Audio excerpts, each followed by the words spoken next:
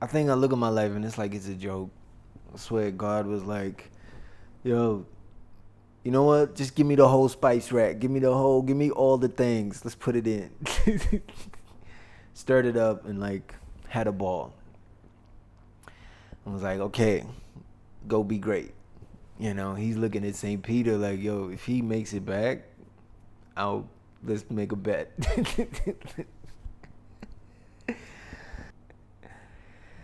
Ooh. Okay. I feel like I've avoided this my whole life. But this year, I feel is a year where I personally just want to connect. It's about resonating and connecting with people that you're resonating with. So, in honor of that, I wanted to share some things that I've been scared to tell people because I was scared I'd be judged for it.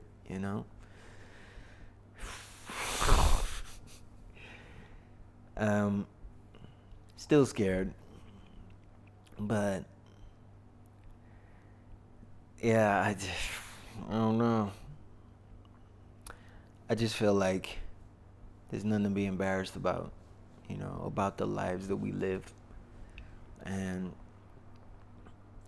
I just hope to have, in the hope also having better conversations, realer conversations. So, first, the first, well, family. Mm. My family is complicated, diverse. I mean, here's the thing. My life has literally been a life of polar opposites. Polar opposites. Okay? So, one side of my family is from the Caribbean, Dominica. Another side of my family is, well, my great grandmother is from the UK originally, Britain, but she was a colonialist, or she lived a colonial lifestyle, and they would hunt elephants, for sport. And I remember going to her farm because in South Africa there's a place called Natal, and she had a massive farm. And I'd go there as a child, and we'd spend weekends or weeks there, and she had literally had like 15, 20 people. She'd ring her bell, people would come serve her, and I mean, I was a kid, so I was just going having fun. I didn't know all the implications or significance of it, and as a result, I look at my life now and I can be a bit of a snob about some things. And I mean, I know how to eat with, there's 3 different forks, 3 different knives. I know all the etiquette, the table etiquette. I know what caviar or cashmere is. I know a lot of things that many people don't get exposed to. And also, as a result, I'm not scared of money. I've seen what real money looks like. I'm not impressed by people flexing or stunting because, like, from young, I've seen real money. I've seen what it looks like. So there are certain things that it's given me perspective on. You know, been a part of my education, been a part of my upbringing, but it makes no sense. Like, look at me. How was my great grandmother, you know, a descendant of colonialism? How am I a descendant of colonialism in a way? But again, a lot of my family comes from wealth, but also estranged. You must understand, when you have elite families, they want to continue the legacy, they want to continue the name, they want to continue the tradition.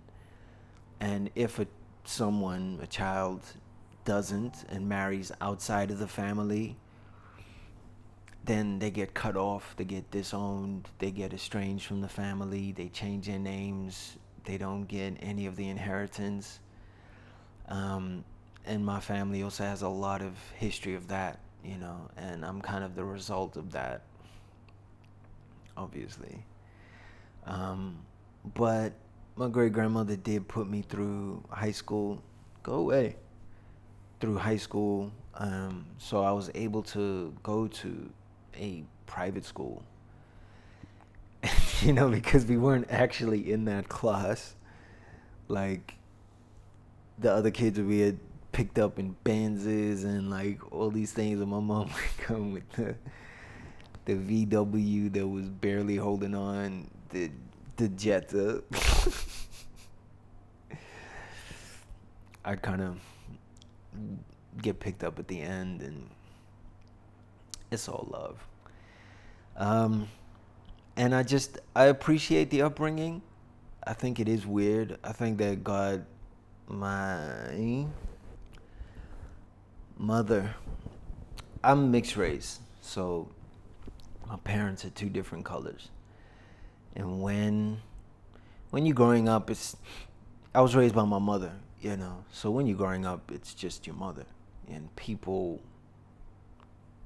give her a color over the years when you start growing up. And I remember at school, people would ask if I was adopted, and I didn't really understand that, and it was conflicting for me,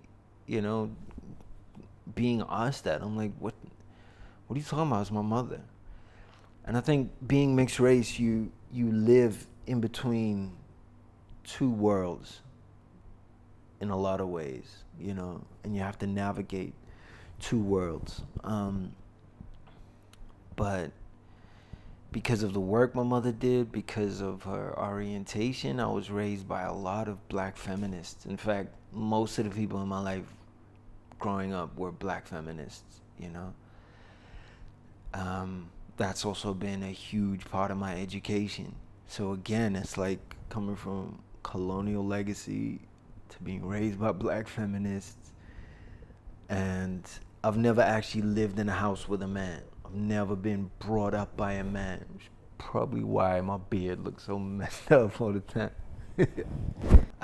But again, it's so funny that I've been performing in some of the most elite, expensive clubs in Cape Town and in a lot of places, but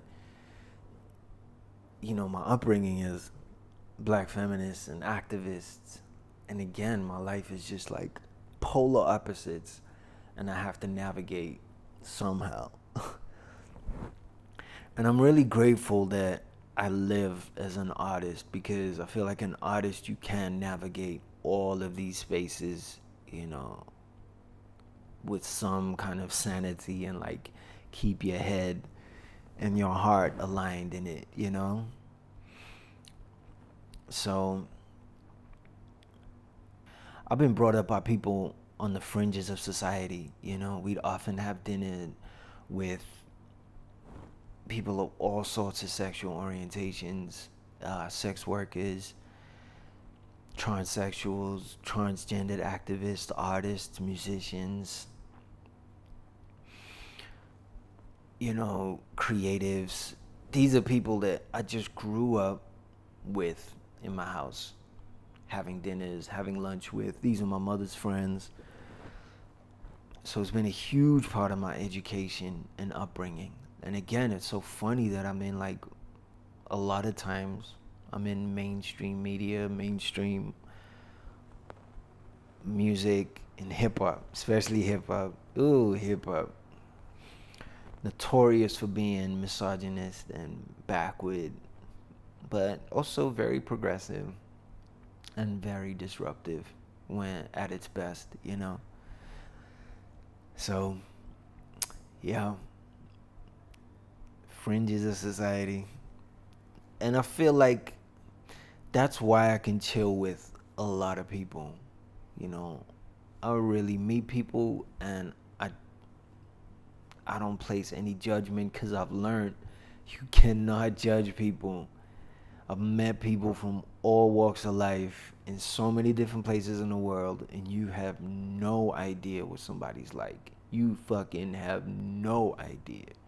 So I've learned, like, I'm in no position to judge. I cannot judge anybody. This is a strange one. I'm selfish. If you ask my close friends, they'll tell you I'm fucking selfish. In that, like, I do what I want to do, you know. I think it's maybe being Sagittarian or being raised as an only child, or I don't know, but even if we're going out, you know, I remember my boy Deegs would get upset. We go out, and I'd go somewhere else. I'd go mission somewhere else. I don't like being in one place for too long. I just do my own thing, you know. And over time, we've gotten used to that. Tuesday as well, you know. We go out, we do our own thing, and meet up later, dance, and then head back home, you know. But it's always about, I don't do things I don't want to do. I don't believe in it.